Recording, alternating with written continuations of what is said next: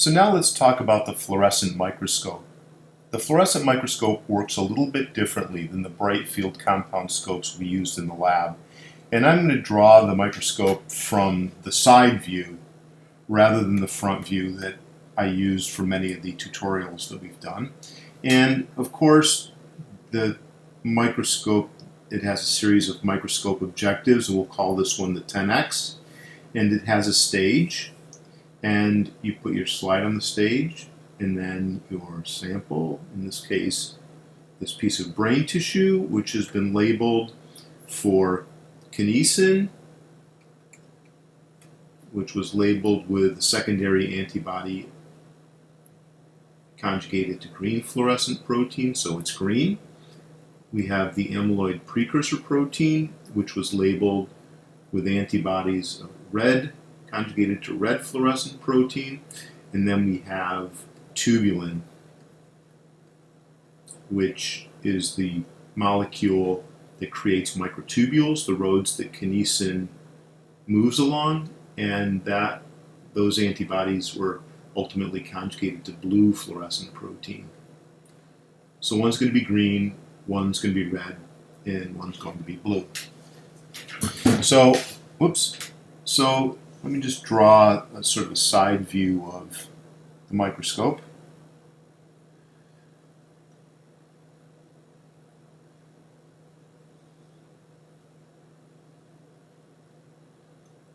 So it has an eyepiece, so you can look through here.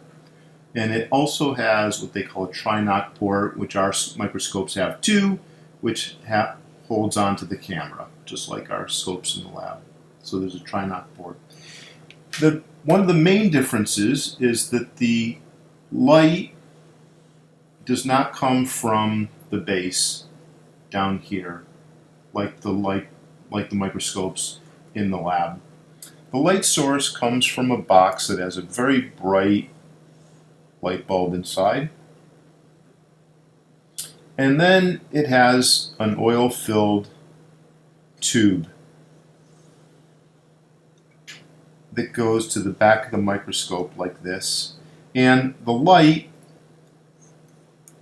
shines onto the back of the tube, and some of the light gets carried up to the microscope, and then there's some glass here, and the tube ends, and the light emerges from the oil, and it goes through this glass element, and the light shines in this direction.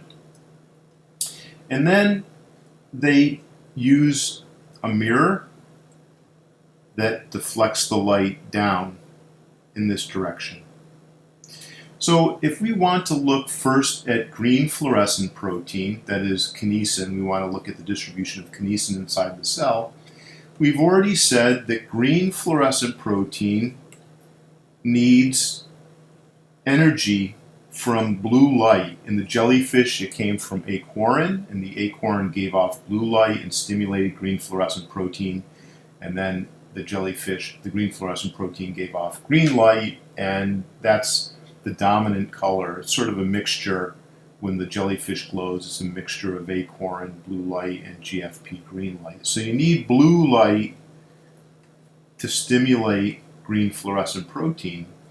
So what they do is they put a blue filter right here, so it's blue, and that filter changes this light, which is white,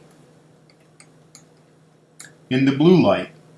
So now we have blue light traveling in this direction, and this particular element, is a dichroic mirror, doesn't let blue light through. It reflects blue light, so it acts as a mirror, and the blue light hits the mirror and then is deflected down like this, and the light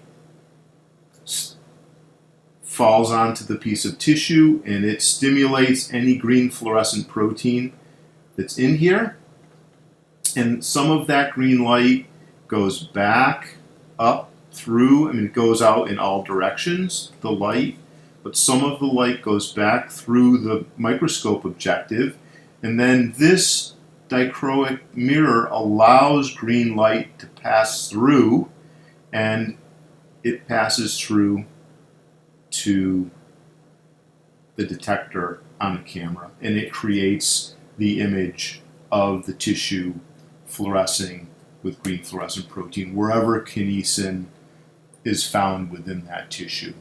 They can also put a mirror here that deflects the light to your eye so you can see it at the same time or move back and forth between the eyepiece and the camera. So that's how you create green fluorescent protein. But now if you want red fluorescent protein,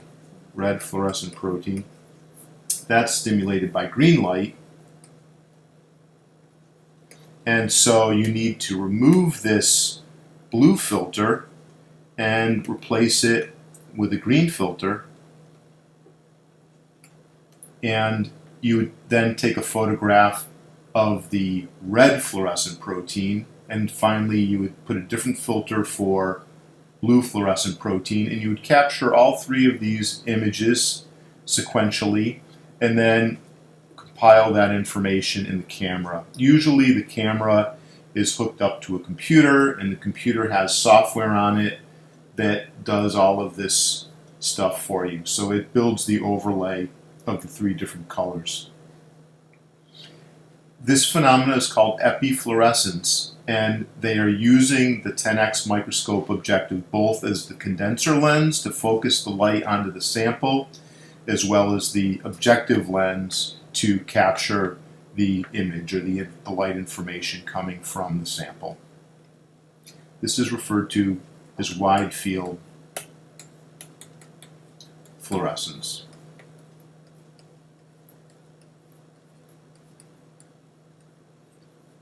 And a wide field fluorescent microscope. Okay guys, that's it for today. Thank you very much. Bye-bye.